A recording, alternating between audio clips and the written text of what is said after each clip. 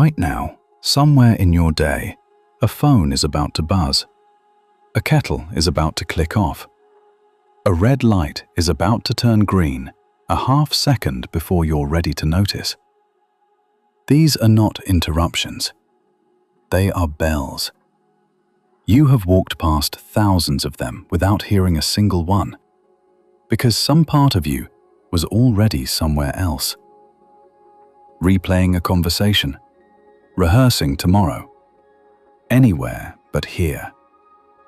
You don't need a 40-minute cushion and a quiet room you don't have. You need 3 things almost nobody hands you together: a bell, a definition simple enough to actually use, and permission to forget it constantly. This is a practical guide to all 3.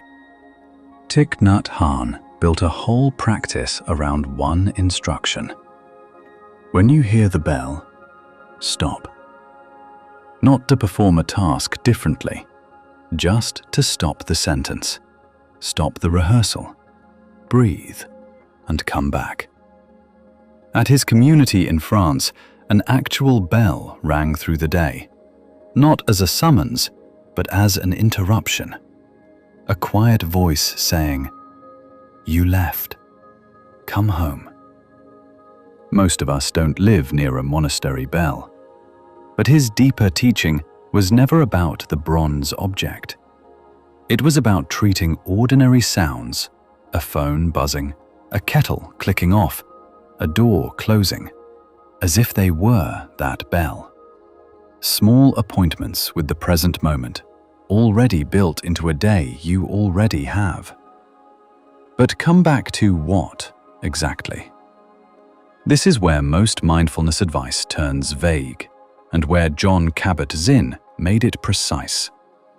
Kabat-Zinn built the modern clinical bridge between ancient practice and ordinary life, defining mindfulness in one sentence doctors could actually teach patients in pain: paying attention, on purpose, in the present moment, and without judging what you find there. Say that again, slowly. On purpose. Not accidentally, only when life forces you to notice.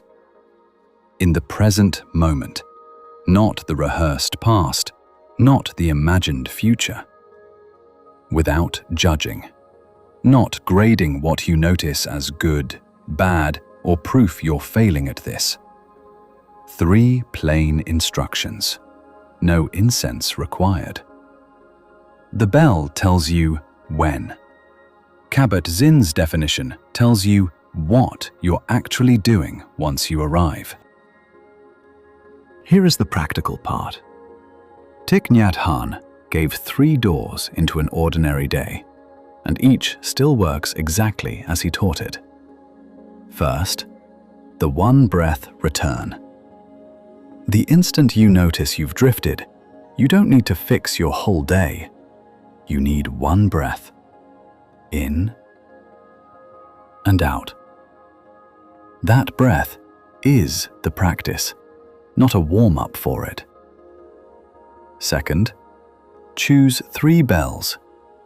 Not an app notification, something already built into your day.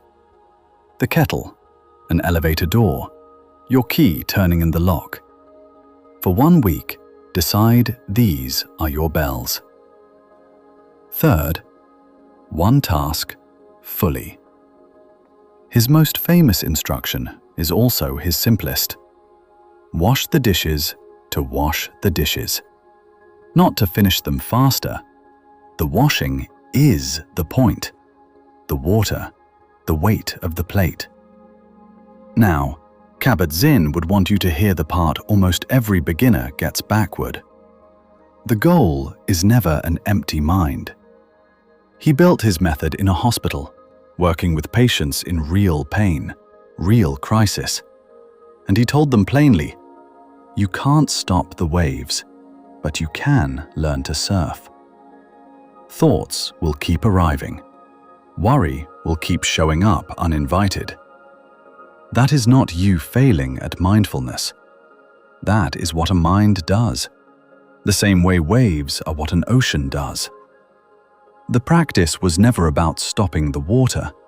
It was about learning to ride what's already moving instead of getting pulled under by it, one wave at a time. So why do so many people quit within a week? Almost always the same reason. They turn the practice into a performance and then fail the performance daily.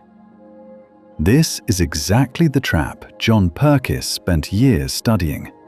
The way a genuine intention gets strangled the moment you start gripping it, watching it, grading it.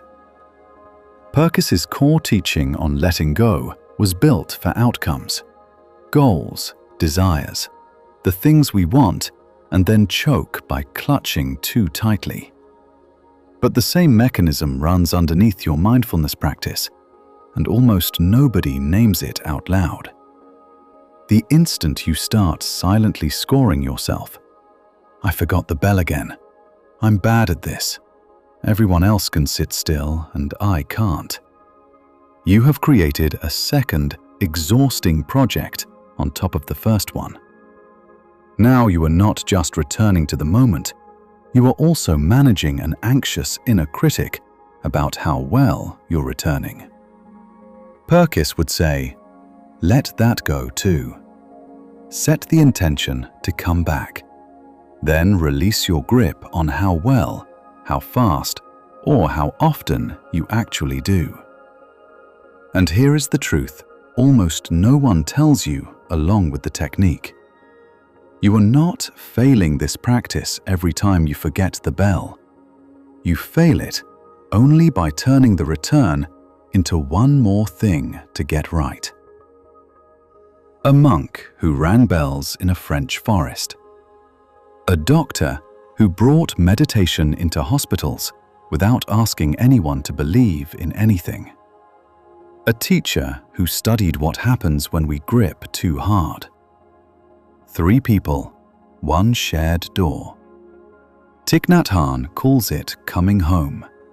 Kabat-Zinn calls it paying attention on purpose, without judgment. Purkiss calls it releasing the one still trying to get it right. Presence was never a performance. It was only ever a return. Let's practice the one breath return right now, using the most reliable bell you have, the sound of my voice, about to stop. In a moment, I'll go quiet. That silence is your bell. Notice, are you actually here? Or has part of you been planning what's next, half listening? Whatever you find, don't grade it. Kabat-Zinn's whole method rests on that one word, non-judgmentally. Not good focus, not bad focus. Just what is actually here.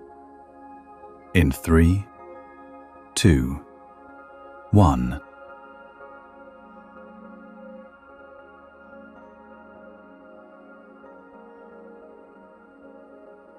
Welcome back.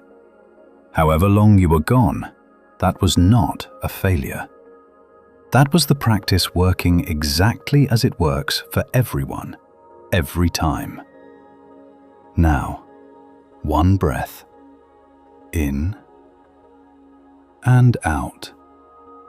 Feel the weight of your own body holding you up. And let go of one more thing. Let go of how well you think you just did this. Purkiss's whole teaching in a single line. Set the intention, then release your grip on the grade. That's the bell. That's the wave you rode instead of fighting. That's the whole practice, in one breath, exactly where you already are. You do not need a retreat. You do not need to become a calmer, more disciplined person who has finally solved the problem of being human. You need one bell you already have, one breath, and permission to forget and come back without keeping score. The waves were never the problem. Neither was the forgetting.